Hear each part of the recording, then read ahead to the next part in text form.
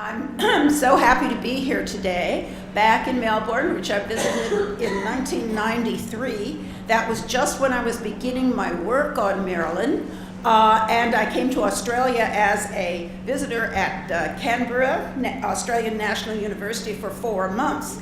I came to write about Marilyn Monroe because I'd entered a phase of my career where I was very interested in biography. I've written 5 biographies, and I'm just embarked on a biography of Greta Garbo. I wanted to work on the 1950s, which was the period of my being a teenager and young adult. I wanted to write about the 1950s, and I wanted to write about beauty. In between American Beauty and Marilyn was about 10-year separation. I had written books on major feminist leaders and on feminism itself, a good deal on it. And so when I went back to it all again, Marilyn Monroe was my choice of topic. I chose to write on Marilyn first because I grew up in Inglewood, which is only 5 minutes away from Hawthorne, where she spent her first 6, 7, 8 years with her first foster family. I am a radical feminist. I participated in founding the women's movement in New York City in the 1960s and 70s. Betty Friedan was among my closest friends until she died a couple years ago.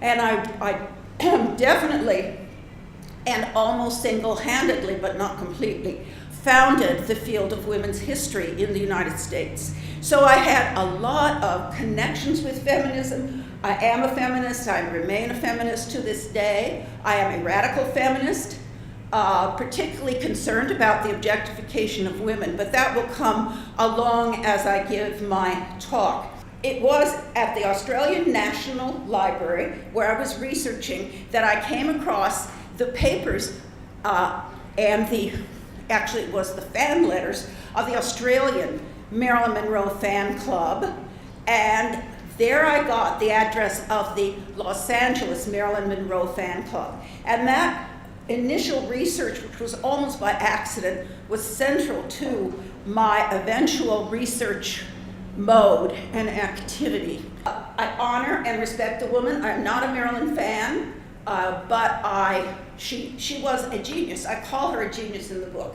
She was a genius at a lot of things, but she was a failure at other things. That's the tragedy, and that's the brilliance of the Marilyn Monroe story. And that's why I believe it should be taught in high schools. The little girls, who all have this fixation on her, should learn about the failures of her life as well as the successes of her life. I have put up these file cabinets to start my talk because they're in many ways the most interesting piece of research that I discovered. These were Marilyn Monroe's file cabinets, okay?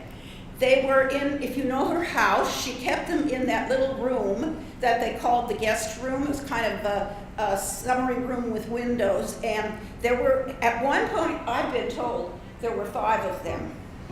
But when I got to their location, there were only 2 left. Another thing interesting about the file cabinets is that you can see in the black one, the drop down, and you see the lock.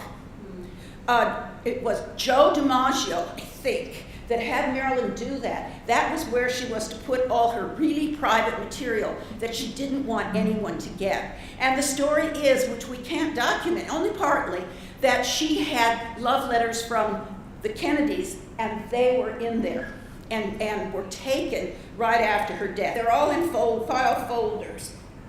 Okay, and those are the file folders. And we just one day put all those file folders on the floor and photographed them. Just giving an example of what the file folders were like, and that's what they were like. My belief is that Marilyn was very messy, you know.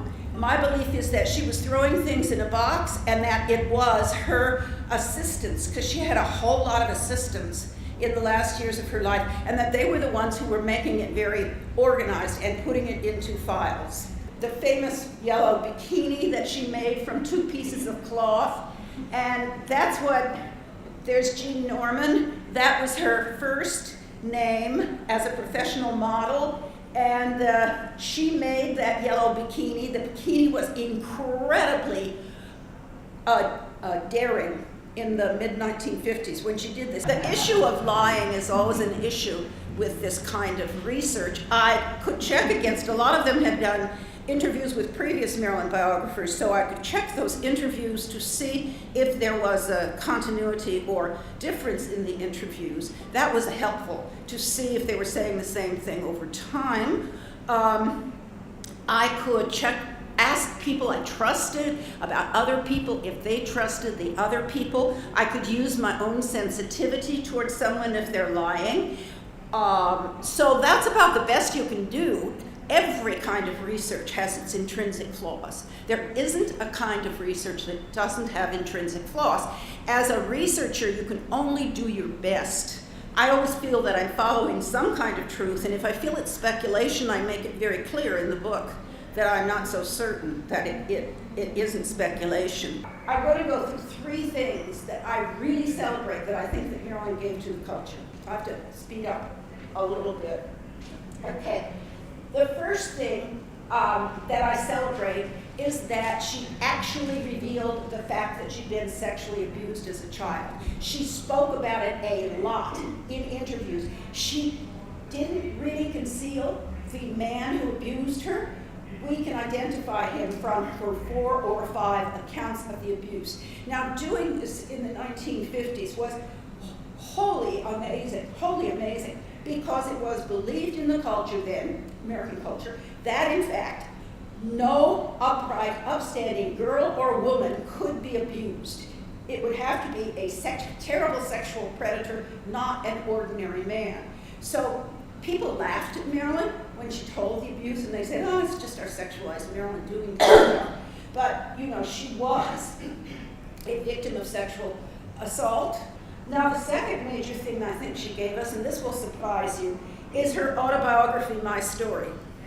Has anyone read My Story? I believe it to be one of the most outstanding biographies in the American literary tradition, standing on an equal with the narrative of Frederick Douglass, with Jane Addams' autobiography.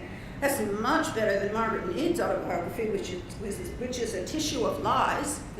I tracked that autobiography, or Maya Angelou's I Know Why the Caged Bird Sings. Now, she wrote it with Ben Hecht. Another thing I love about her is her radicalism and her anti-racism. She was much more radical than Arthur in the end. She writes letters to the editor of the New York Times book review section, who's her very close friends. She writes letters supporting Castro in Cuba, Mao in China. She goes and sees the Hollywood 20 the spring before she dies. She had always, her families were always quite radical. She always called herself a working class girl and identified with the poor and the oppressed. It is my absolute pleasure to give this gift to Lois in recognition of the contribution you've made to our thinking and our discussions as the day goes on today. Thinking about the complexities and the contradictions of Marilyn Monroe certainly is something that has occupied a number of very fine minds over a number of generations, and no finer than Lois and her work.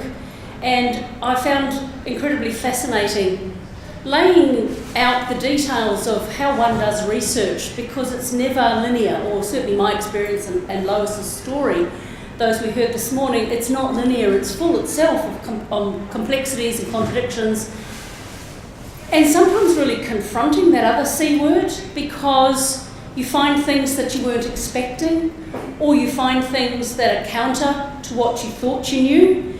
And that's the richness of the biographer, it's the richness of the historian, and it's also the richness of the story, the narrative, and the intellectual curiosity that Lois has shared with us this morning. So on behalf of us all, Lois, thank you.